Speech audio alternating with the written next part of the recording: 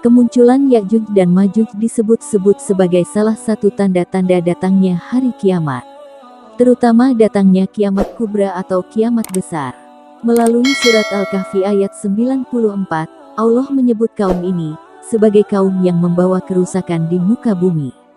Allah berfirman, artinya, mereka berkata, wahai Zulkarnain, sungguh, Ya'juj dan Ma'juj itu makhluk yang berbuat kerusakan di bumi. Maka bolehkah kami membayarmu imbalan, agar engkau membuatkan dinding penghalang antara kami dan mereka? Lalu, siapakah sebenarnya mereka? 1. Ciri-ciri Ya'juj dan Ma'juj. Dalam ajaran Islam, Ya'juj dan Ma'juj adalah manusia keturunan Nabi Adam alaihissalam, yang tidak jauh berbeda dengan manusia sekarang. Namun, yang membedakan yakni sifat jahat, serakah, suka menghasut, kejam, dan licik yang dimiliki kaum Ya'juj dan Ma'juj. Kemudian para sahabat bertanya, siapa yang satu ini, wahai Rasulullah? Aku menjawab, bergembiralah sesungguhnya penghuni neraka itu dari kalian satu dan dari Ya'juj dan Ma'juj 1000. Kemunculan mereka memang berperan untuk menciptakan kekacauan dan kerusakan dengan takdir yang telah ditetapkan oleh Allah. Hal tersebut sudah menjadi ciri khas mereka yang bahkan tidak lagi memiliki waktu untuk beribadah. Mereka digambarkan sebagai kaum yang menghabiskan waktunya untuk mengumpulkan kekayaan, merusak sumber daya alam, tidak pandai bersosialisasi, dan tidak pintar dalam ilmu pengetahuan. Ketika melewati danau, airnya akan diminum hingga habis. Ketika bertemu manusia, ia akan membunuhnya. Ia tidak akan puas dalam hal apapun. Ahli tafsir Imam Ahmad memberikan gambaran mengenai kemunculan Ya'juj dan Ma'juj sebagai pertanda hari kiamat. Mereka akan turun dari gunung layaknya air bah, yang mengalir dengan deras. Dari Muhammad bin Bashar, dari Ibnu Harmalah, dari bibinya mengatakan, Rasulullah pernah berkhotbah mengenai karakteristik yang dimiliki oleh kaum Ya'juj dan Ma'juj.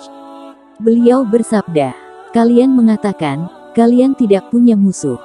Kalian tetap akan melawan musuh kalian, sehingga keluar Ya'juj dan Ma'juj yang bermuka lebar, bermata sipit, bersosok atau berkulit kuning akan turun dari setiap perbukitan.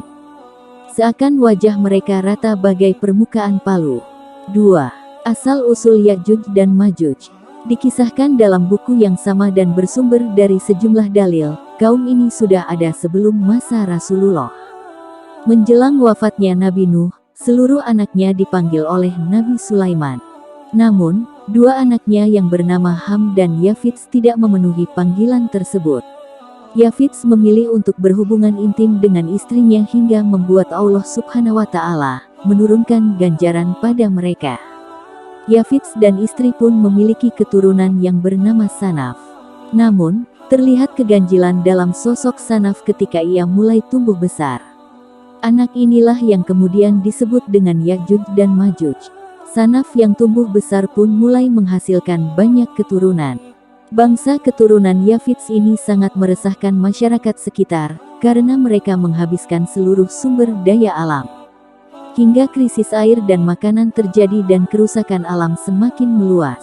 Allah juga menurunkan wahyu kepada Nabi Zulkarnain, bahwa dinding yang dibuat akan terjaga kekuatannya hingga di waktu yang ditentukan Allah. Hingga saat ini, keberadaan Ya'juj dan Ma'juj masih dirahasiakan oleh Allah.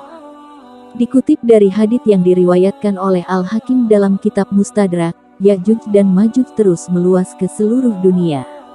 Namun, kuasa Allah Subhanahu wa Ta'ala telah membentengi keberadaan mereka dari kita.